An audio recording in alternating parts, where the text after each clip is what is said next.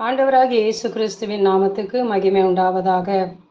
கிறிஸ்துவுக்குள் எனக்கு பிரியமானவர்களே, உங்கள் யாவருக்கும் என் அன்பின் வாழ்த்துக்கள்.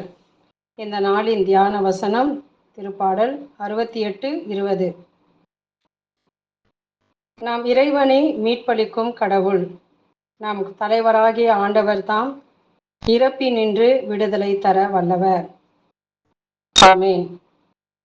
பிரியமானவர்களே, நேற்றைய தினம் தந்தையாம் கடவுளின் மாட்சிமை மகிமை கிறிஸ்துவின் வழியாக எப்படி வெளிப்பட்டது என்று தியானித்தோம். கிறிஸ்துவும் தந்தையின் சிந்தையில் நிறைந்தவராய் அவரை மாட்சிப்படுத்துவதிலே அவர் சித்தம் செய்வதிலும் உறுதியாக இருந்ததை நாம் பார்க்கின்றோம். இன்றும் அவரை மகிமைப்படுத்துவதற்காகவே கிறிஸ்துவுக்குள் நம்மை முன்குறித்திருக்கின்றார். அவருக்காகவே, அவருடைய மகிமைக்காகவே எல்லாவற்றையும் படைத்திருக்கின்றார்.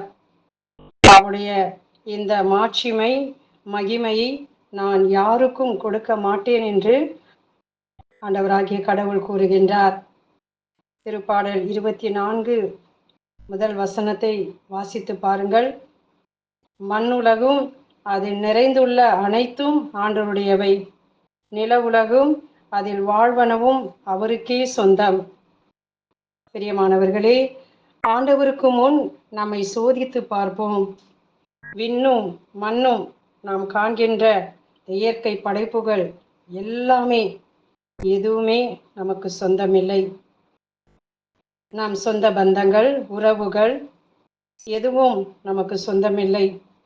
நம்மையே நாம் உற்று பார்ப்போம். இந்த ஊனுடலும் இதன் ஒவ்வொரு அவயங்களும் நமக்கு சொந்தமில்லை. நாம் தேவ சமூகத்தில் அனுபவிக்கும் மிகுந்த ஆறுதலும் சமாதானமும் சந்தோஷமும் எதுவும் நமக்கு சொந்தமில்லை என்று நான் உணர்கிறேன். என்னுடைய விரல் நுனியில் கூட தேவனுடைய மகிமையை நான் திருடக்கூடாது. இவ்வுலகில் எதுவும் எனக்குரியது அல்ல. எல்லாம் அந்த பரமாத்மாவுக்கே, ஜோதிகளின் பிதாவாகிய தேவனுக்கே சொந்தம். பிரியமானவர்களே, அநேக நேரங்களிலே அழிந்து போகிற மறைந்து போகிற இவ்வுலகின் மகிமையை நமக்கு சொந்தமாக்கி கொள்கிறோம். இந்த ஊனுடலின் சிற்றின்பங்களுக்கும் பணம், பதவி, ஜாதி, அந்தஸ்து அனைத்தும் இவ்வுலகின் மாயை, அழிந்து போகக்கூடியது. மண்ணின் வாழ்வு மாயையாகும். மனிதர்கள் இந்த உலகத்திலே காண்கிற எல்லாமே பொய்யாக இருக்கின்றது. மாறாதவராய் என்றும் வாழ்கிறவராய், நானே, என்னை தவிர வேறு ஒருவரும் இல்லை என்று மகிமையிலும் மாட்சிமையிலும் நிலைத்திருக்கிறவராய் இருக்கிறார் இறைவன். இவ்வுலகில் உள்ள ஒவ்வொரு மனிதனுக்குள்ளும் ஆத்துமாவாக அவர் குடிகொண்டிருக்கின்றார். எல்லா ஆன்மாக்களுக்கும் அவரே சொந்தம், அவருக்கே சொந்தம். இந்த ஊனுடல் அவர் தங்கியிருக்கும் ஆலயம், வெறும் பாத்திரம் மட்டுமே. இந்த ஊனுடல் கடவுளுக்கு கிடையாது. இது அவர் கடவுள் கிடையாது. இந்த ஊனுடல் கடவுள் கிடையாது. இது அவர் தங்கி இருக்கும் பேழை மட்டுமே, அவர் வாழ்கிற ஆலயம் மட்டுமே. எனவே மகிமையும் மாட்சிமையும் அவற்றை பெற தகுதியுள்ளவர் தேவன் மட்டுமே. அந்த ஆத்துமா நம்முடைய உடலுக்குள்ளாக வாழ்ந்து கொண்டிருக்கின்றார்.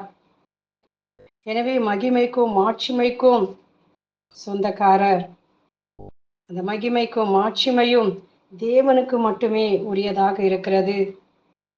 அன்புக்குரியவர்களே, இதனை நாம் நன்றாக உணர்ந்தால் நம் ஆண்டவரோடு கூட இன்னும் எவ்வளவு ஆழமான அந்த உறவிலே இருக்கிறோம் என்பதை நாம் உணர்வோம்.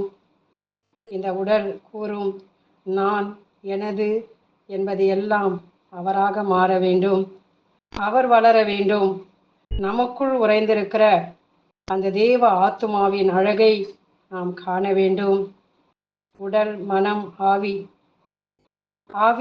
ஆன்மாவை முற்றிலுமாக அவருக்கு நாம் கொடுப்போம். ஏனெனில் அவருக்கே நாம் சொந்தம், அவருக்கே அவை சொந்தம். கிறிஸ்து தந்தையை எல்லாவற்றிலும் முன்னிறுத்தினார். கிறிஸ்துவின் சிந்தையை நாமும் அணிந்து கொள்வோம். தந்தையாம் கடவுளை அறிகிற அறிவில் வளர்வோம். பிரியமானவர்களே, இவ்வுலகில் அநேக காரியங்களை அறிந்து வைத்திருந்தாலும் மெய்தேவனாகிய அவரை அறியாவிட்டால் எதற்கு நமக்கு அறிவு? பாருங்கள், நம்முடைய கடவுள் எப்படிப்பட்டவராய் இருக்கிறார் என்று நாம் தொடர்ந்து தியானிப்போம். திருப்பாடல் சங்கீதம் 68:20 மத்தேயு 14:30, யோனா 2:6 இந்த வசனங்களை நாம் தியானித்து பார்ப்போம்.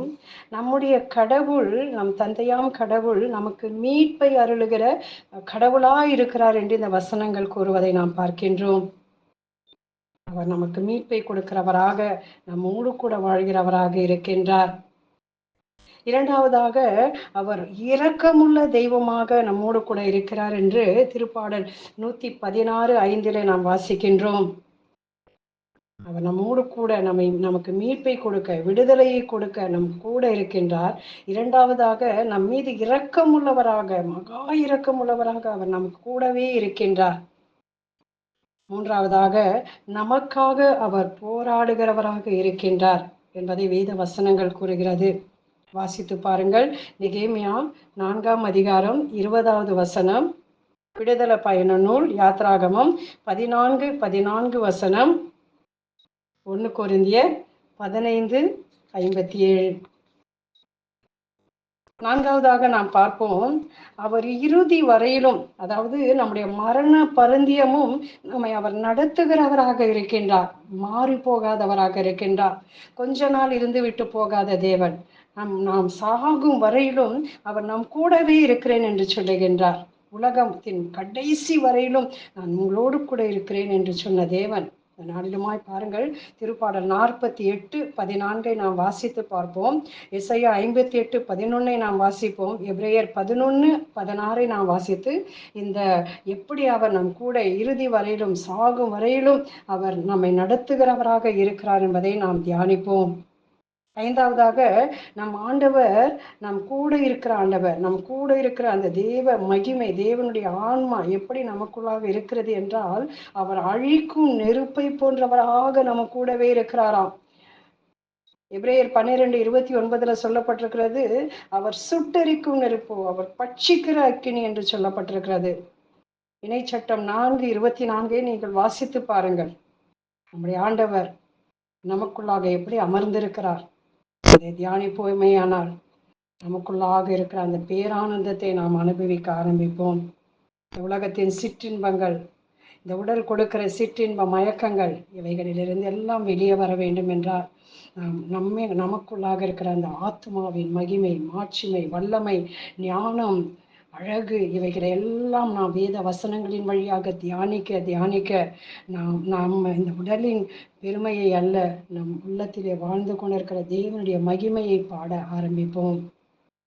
ஆறாவது பாருங்க, நம் ஆண்டவர் நமக்குள்ளாக எப்படி அமர்ந்திருக்கிறாராம், அவர் பரிசுத்தம் உள்ளவராக இருக்கிறார் என்று வேதம் கூறுகிறது. திருப்பாடல் 99:9 வசனத்துல, 1 பேதுரு 15:16 1 பேதுரு அதில் நீங்கள் எடுத்து வாசிச்சு பார்த்தீங்கன்னா, அவர் நம்முடைய ஆண்டவர் எப்படி பரிசுத்தமாக இருக்கிறார். அவர் பரிசுத்தம் உள்ளவர், பரிசுத்தத்திற்கென்றே நம்மை அழைத்திருக்கின்றார். அவர் பரிசுத்தமாக இருப்பது போல, எனக்குள்ளாக இருக்கிற தேவன் பரிசுத்தமாக இருப்பது போல நானும் பரிசுத்தமாக வேண்டும் என்பதுதான் அவருடைய விருப்பமாக இருக்கிறதை நாம் பார்க்கின்றோம். கடைசியாக நம் ஆண்டவராகிய இயேசு கிறிஸ்து, அவர் மீண்டும் வரக்கூடிய தேவனாக இருக்கின்றார். இப்பொழுது கண்ணாடியிலே பார்ப்பது போல குறைவாய் நாம் அவரை பார்த்து கொண்டிருக்கின்றோம். திரை மூடப்பட்டிருக்கிறது போல அவரை நாம் பார்க்கின்றோம் விசுவாச கண்களாலே. ஒரு நாள் வரும், அவர் இருப்பது போலவே அவரை நாம் பார்ப்போம். அந்த நாள் வெகு சமீபமாக இருக்கிறது மக்களே. இது அந்த நாளிலுமாய் கூட இந்த வசனங்களை நாம் தியானிப்போம். அவர் நமக்கென்று ஒரு இடத்தை ஆயத்தப்படுத்த போயிருக்கின்றார். அவர் மீண்டும் வந்து நமக்கென்று அவர் தயாரித்து ஆயத்தப்படுத்தி வைத்திருக்கிற அந்த இடத்திற்கு நம்மை அவர் அழைத்து கொண்டு போகவே அவர் மீண்டும் வருகிறேன் என்று சொல்லியிருக்கின்றார். யோவான் எழுதிய நற்செய்தி 14ஆம் அதிகாரம் 3வது வசனத்தை வாசியுங்கள். லூக்கா 21:27 வாசியுங்கள். எபிரேயருக்கு எழுதப்பட்ட திருமுகம் 10:37 வாசியுங்கள். யூதாக்கு எழுதிய திருமுகத்துல 14வது வசனத்துல ஆயிரமான அவருடைய தேவ தூதர்களோடு பரிசுத்தவான்களோடு கூட அவர் மீண்டும் வர இருக்கின்றார். இந்த ஆத்மாவை சந்திக்க வர இருக்கின்றார். இந்த ஆத்மா அவருக்கு சொந்தம். இது அவருக்குரியது. இந்த உடலை தேடி அல்ல, எனக்குள்ளாக இருக்க ஆத்மாவை தேடி ஆத்ம நாயகன் வர இருக்கின்றார். அவர் எதிர்கொள்ள நாம் ஆயத்தப்படுவோம். பிரியமானவர்களே, தயவு செய்து மேற்கூறிய வசனங்களை குறித்து கொண்டு நாம் கடவுள் யார், எப்படிப்பட்டவர் என்பதை இன்னும் நாம் ஆழமாக அறிந்து கொள்ள முயற்சி செய்வோம். அவரை அறிந்து கொள்வதுதான் நிறைவான நீதியாக இருக்கிறது என்று வேதம் கூறுகிறது. ஆண்டவர் தாமே உங்களை ஆசீர்வதிப்பாராக. ஆமேன். நாம் ஜெபிப்போம். மெய்ப்பொருளாகிய எங்கள் பரம்பொருளாம் எங்கள் அன்பு தகப்பனே, எங்களுக்குள் நானே என்று அமர்ந்திருக்கும் கிறிஸ்துவே, உம்மை ஸ்தோத்திரிக்கிறோம். உம்மை கண்டு கொள்ள எங்கள் மனக்கண்களை திறந்து விடுவீராக. உம்மை பற்றி வேதம் கூறும் ஆழங்களை அறிந்து கொள்ள உமது ஆவியானவர் எங்களுக்கு எப்பொழுதும் உதவி செய்வாராக. ஒவ்வொரு மனிதனுக்குள்ளும் மறைந்திருக்கும் உமது ஆன்மாவின் பேரழகை காண, ஆன்மாவின் வலிமையை காண, ஞானத்தை காண எங்களுக்கு நீர் உதவி செய்வீராக.